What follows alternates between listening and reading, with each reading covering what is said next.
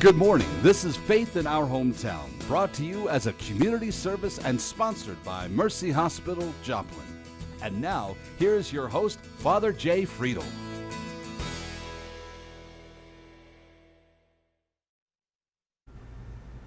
Good morning. I hope that you are doing well on this Sunday morning. Thanks for joining us again for another episode of Faith in Our Hometown, our weekly conversation about things that might interest us of people of faith in the greater Joplin area. You know, we have many people around town who do all kinds of things to try to help other people.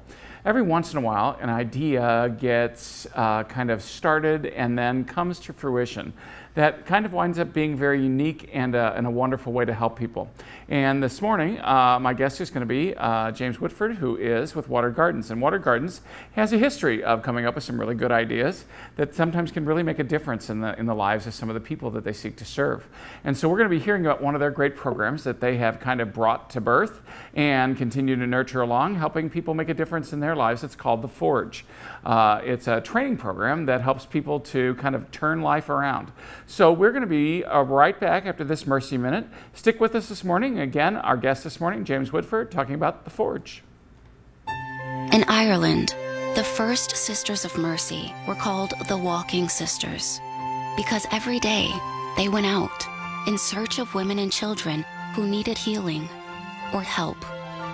Mercy continues to answer the same call, dedicated to the health of every woman who comes to us for care.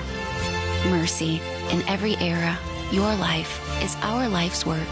Learn why we serve at mercy.net/legacy. Everyone on board dreamed of a new life in America. The Sisters of Mercy had a different dream: to serve all who had need. From the first hospital Sister Frances Ward built to the world's first virtual care center, we continue to answer the same call: to bring mercy home to you. Mercy, in every era, your life is our life's work. Learn why we serve at mercy.net/legacy. Well, again, thanks for joining us for another Sunday here at Faith in Our Hometown.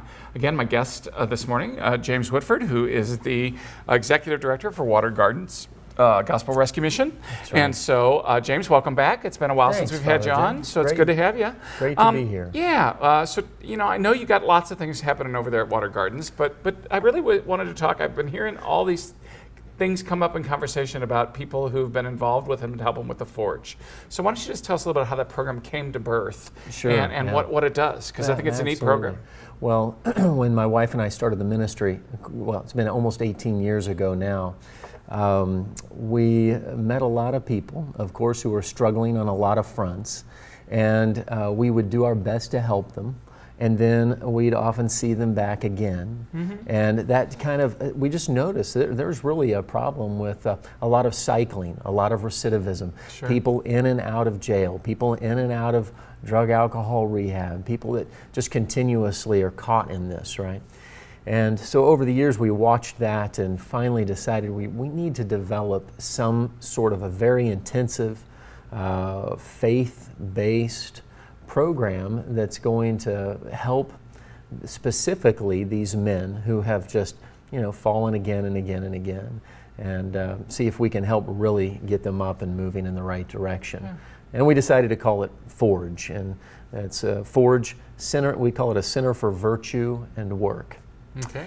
We always say it's virtue first and work second, because anybody can go and maybe get a job, but if you don't have the character that you need, you're probably not going to add much value to the company that you're working for, and you'll be lucky to even keep your job very long. So we really focus a lot on character development. Yeah, well, and I think that that's part of the key of so many things in life. One of my heroes in campus ministry is John Henry Newman. And Newman wrote all these different things, but I mean, one of his big things was the idea of a university, and his whole thing is if you form Christian gentlemen, he talked about it in those days. So if you learn how to form that character, he said it doesn't really matter what you're studying or what happens, but the time you do all that in terms of forming that community, whereby you can build character, right, and do all those things, when you get finished, the world's a better place. I mean, and that was his whole thing. So, I mean, I love the idea of character formation because I think that's I mean, let's face it, a lot of sometimes the folks that come to us these days, they missed out on that somewhere in life. They didn't have somebody around to model some of that for them. Absolutely, yeah. And I think even just, we look around our own city, but even our nation as a whole, I think we're seeing a deficit in character. And don't get me started, but yeah, I'll have an amen, brother, for you right there. Okay. Yeah. And so we just want to play our part in this community at trying to help people who maybe haven't been raised in a way to think about others. Think about, well, what are you think about these cardinal virtues of prudence or wisdom and temperance and self-control, right? Justice. And so these are really important, but I think it's something we can discuss today is how does that get instilled in a person? Right. Because we're dealing with folks who have not been raised well, they haven't been loved, they haven't been nurtured, they haven't been held accountable, there's been no tough love in their life, and so they haven't developed character along the route. And now sometimes we're seeing young men, 24, 25, sometimes middle-aged men who just haven't had that character developed. And how do you go about instilling virtue in a person? Well, I mean, I do know that in order to be involved with the program, they've got to be pretty committed. So the first step, of course, is somebody saying, hey, I want some of what you've got. Can you help me to do it? So that's got to be, I'm sure, part of the first step for folks getting involved with your program. Yeah, absolutely. Commitment, and you indicated humility.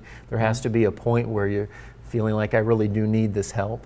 And for us, every student turns away from any other type of dependence that's not healthy. And so some folks, in fact, I was just thinking of a guy he's now a truck driver after leaving our program and has his own housing and he's doing well.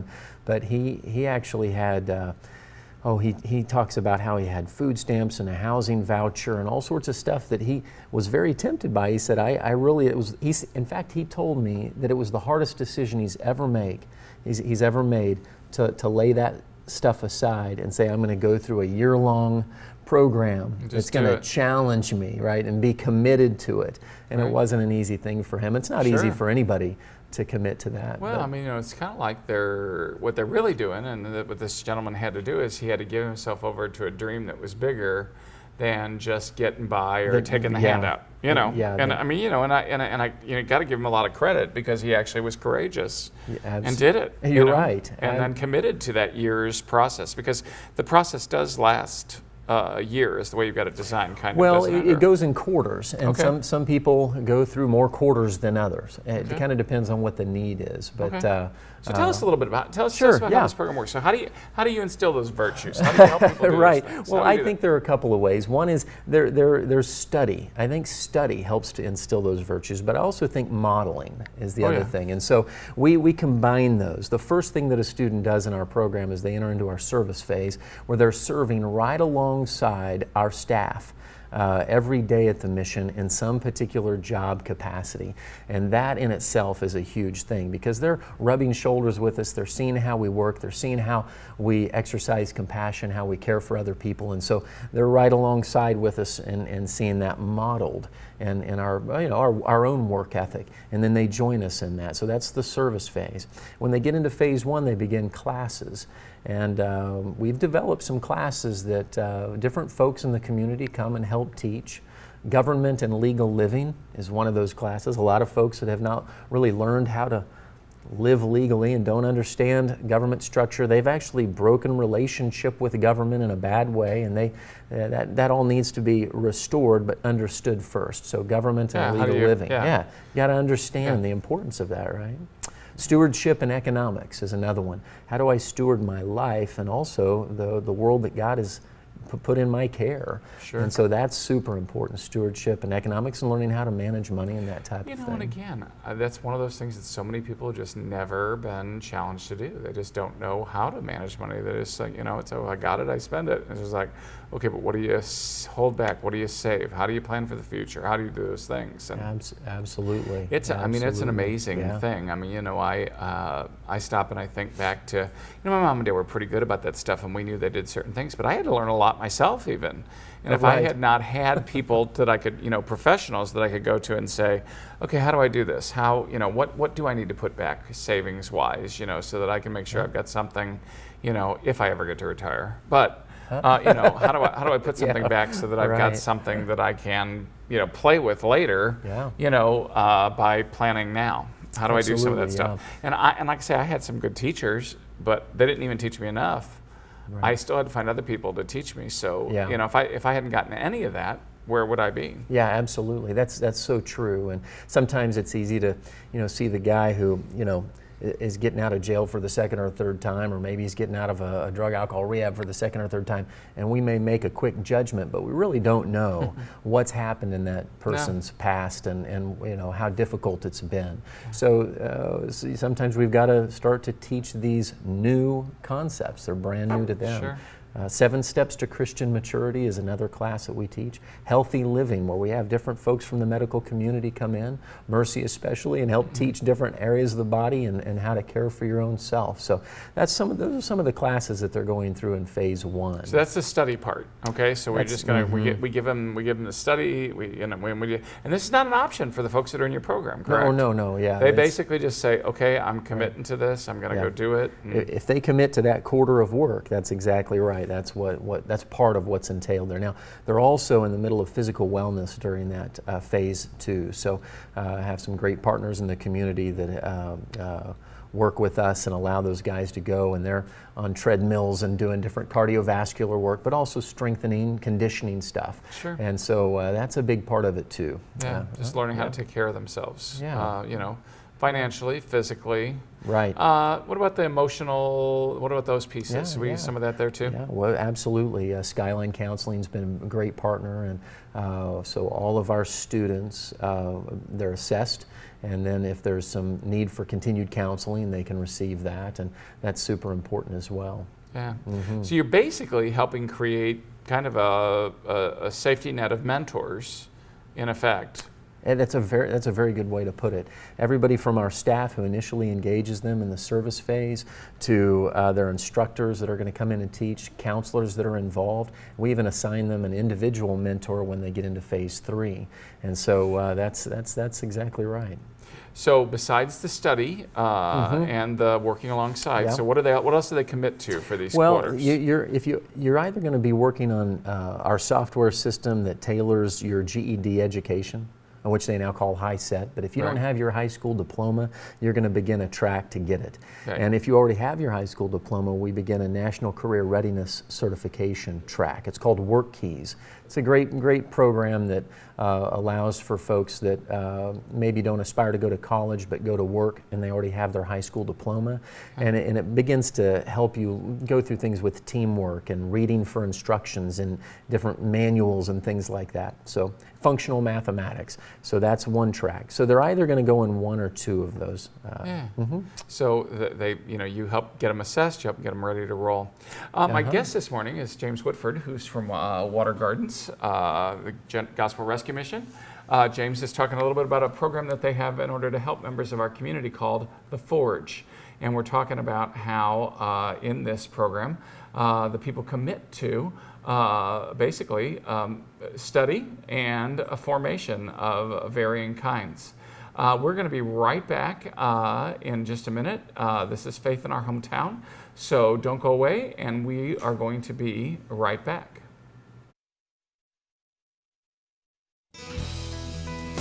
You're watching Faith in Our Hometown on KSN TV, brought to you as a community service and sponsored by Mercy Hospital, Joplin.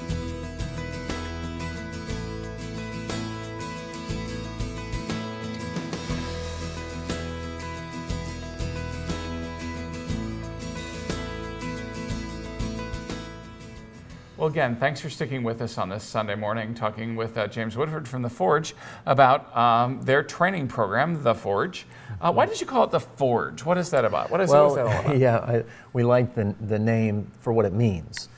So Forge has a couple of definitions. One is to form or shape under pressure. Like as in right? a forge of a blacksmith or something. Exactly, Sure. exactly. The other is to advance slowly or even to surge ahead. Right. So that's the other definition, and we like both of them. But just to key in on the first one for a second, when we're talking about forming under pressure, that sounds challenging, and it is. Sure. But what we've got to remember is that challenge is required in a person's life to develop. So we live in a compassionate community, and so there's a lot of desire to help. Sometimes our helping can hurt because we feel compassion for someone, we want to give to them, but maybe not implement some aspect of challenge. And if we don't introduce challenge at some point in the life of the person that we're caring for, they'll remain dependent, and so that's part of Forge is, implementing I said that challenge. to one of my college students the other day. I mean, it's just like, well, look, I've already gotten the degrees. I've already done the work. I can't do yours, You have to do it now. And I'm really sorry, but growing up sucks. So there you go. Well, knock yourself out. Go for it. And I mean, it's that same thing that we've got to do with, and we got to do it with all the people we love. Not, it doesn't matter. I mean, I don't care whether they're close to me or whether it's somebody I meet through an agency. It's the same thing. And we got to help people grow up, and growing up's not easy. Absolutely. Challenge is important. I sometimes I'll give the analogy in my previous life as a physical therapist, I would walk into patient rooms sometimes and I would be called things like a physical terrorist because they were so, they knew what was coming, right? And, I may have an elderly lady who's fractured her hip and the family's there, and they think I'm horrible. That I'm being mean to her. That I'm saying you're going to have to lift your leg. I want you to reach over here for the rail. I want you to push. Come on, you can do it. You can do it. But truth be told, if I didn't challenge her, her mobility's not going to better, her strength isn't going to change. She'll be dependent on me to pick her up out of bed. It's the same thing in our helping with people who are struggling in poverty. If we don't introduce challenge, they'll also remain dependent on us and their bed of poverty until they perish. And that's a very sad and really an injustice. It breaks everybody's hearts, including all the people who want to help. Just so when you see it happen, it's awful. Yeah. So that's your first version, your first part of the definition of the forge. Right. Breaking that thing. Do you have another analogy for the second part?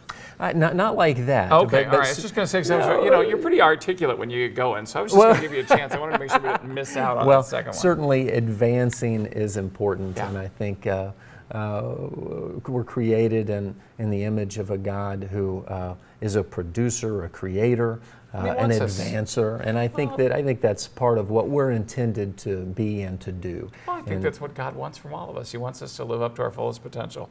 Absolutely. He wants us to move forward. I don't think being stuck ever seems to be part of the scriptural plan to me of what God wants for us.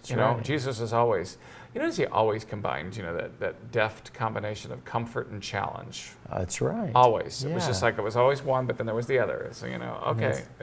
That's all right, I'll comfort you here now, and now I'm going to push you a little bit to do the next thing. Yeah, So I think it's a good model. That's so true. Even I'm thinking of the man with the withered hand. He said, stand up in the middle of a room full of people and stretch out your hand. I mean, he was always instructing people to do something. It wasn't just handed to them. And so that's just always so the push. Important. Yeah, absolutely. And so that's great.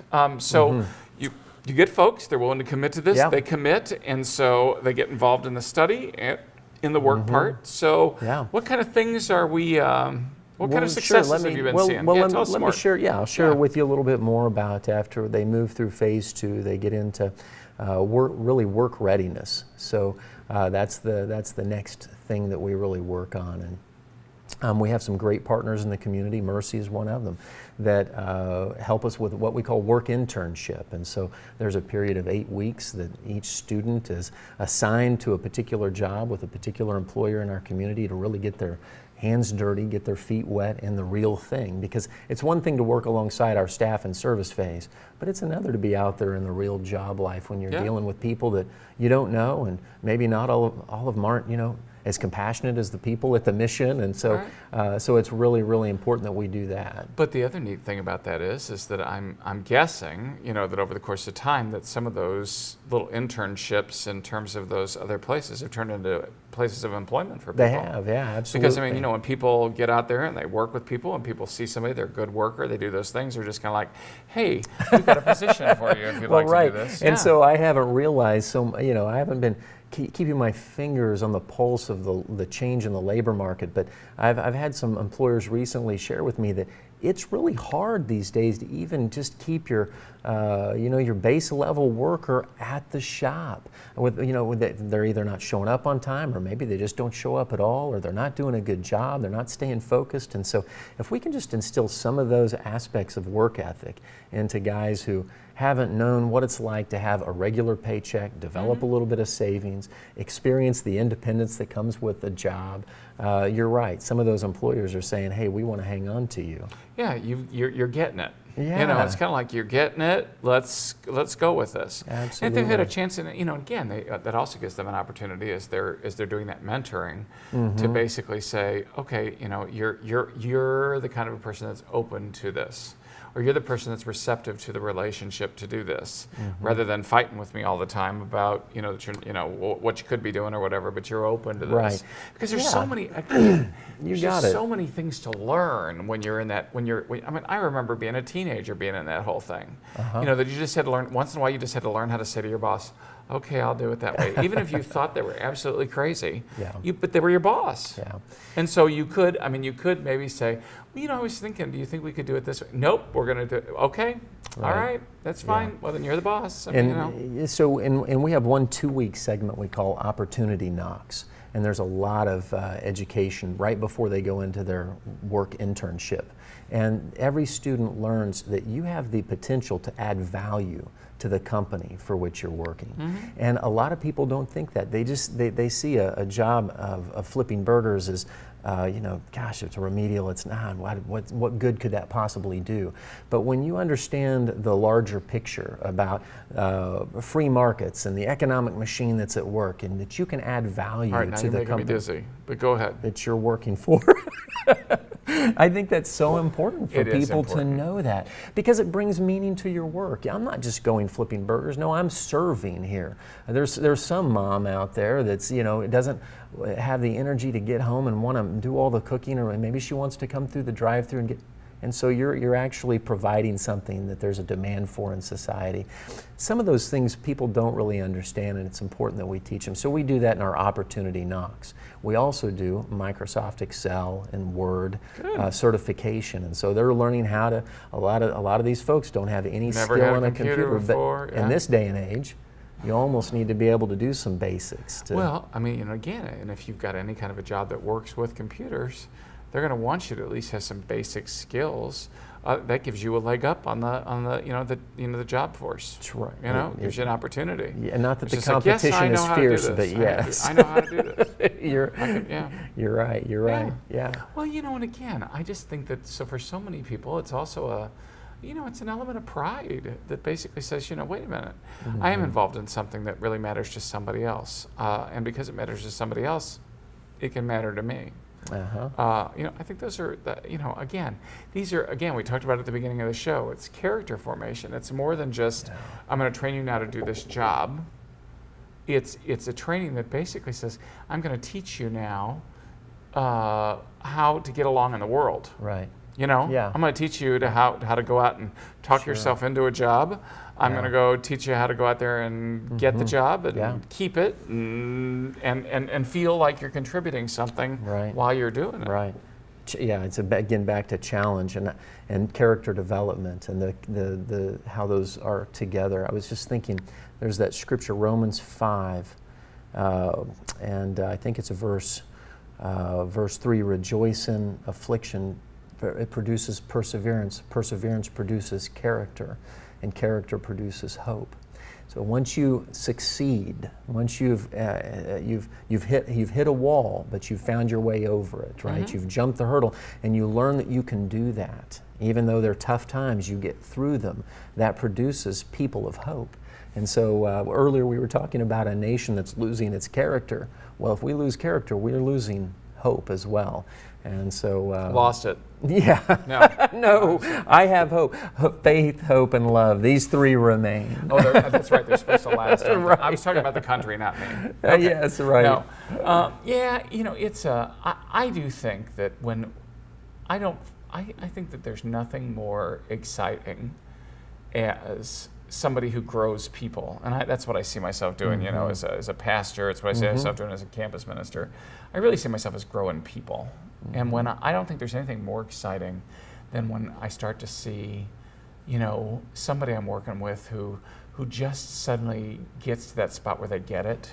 Yeah. And then they, and again, I mean it in the most nebulous sense. But when they start to get it, and they start to move forward on their own, just knowing that they're gonna that they've got some of the pieces they've got in order to make it forward. Absolutely, absolutely. And that's a wonderful thing. It is, and the work that's being done by people who are building people is not work that's revocable. It's like when you plant it, it's there. Yeah. So even though we run into guys that hit stumbling blocks along the way, and yet we've seen the things that we've been able to instill during that time that they've been with us bear fruit later on. So it's important work.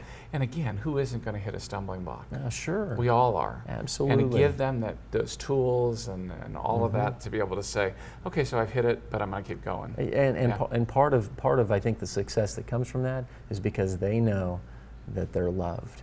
Good. Well, we're going to be right back after this Mercy Minute. We've been with James Whitford this morning, so stick around. I was in shock, and in denial, and I couldn't believe it was me. I was healthy, feeling well, but unbeknownst to me, after the colonoscopy, I found out that I had colon cancer. My name's Mario Guerrero. I'm an ethicist. I help people that are in a hospital and the medical staff process some of the difficult situations. In this case, it was the other way around. Well, I'm glad they caught it earlier. On my 50th birthday, I had a regular checkup. I wasn't concerned because I felt well. No family history of this type of cancer, and yet I developed this type of cancer. During the process of the colonoscopy, they were able to remove that polyp. And having that done within the hospital setting, they can just address all the issues right there and then. I'm a great believer in early detection. This is such a silent disease, and you really don't necessarily have symptoms. Go get checked. Follow up with your physician. Don't wait.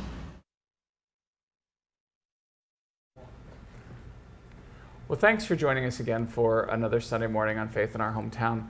My guest this morning has been James Whitford of Water Gardens Gospel Rescue Mission, and talking about the great program that they have called The Forge. So many of us here in our area want to try to figure out how to make a difference in the lives of other people who perhaps have been struggling at one point in time or another. And one of the things I love about the Water Gardens and James and all of his people over at Water Gardens is that they try to figure out a way of making a lasting difference in people's lives. That's what we have to continue to do for our brothers and sisters in need. Is how can we help them, not just necessarily with a handout, but with a hand up to make the difference in their lives. It's about character and all those things that go into building a person who's got resilience, a person who can last in our community. That's how we help each other as brothers and sisters. Join us again next week for Faith in Our Hometown. We always appreciate spending Sunday mornings with you. Thanks for watching. Faith in Our Hometown can be seen Sunday mornings at 6:30 and 9 a.m. on KSN. Brought to you as a community service and sponsored by Mercy Hospital, Joplin.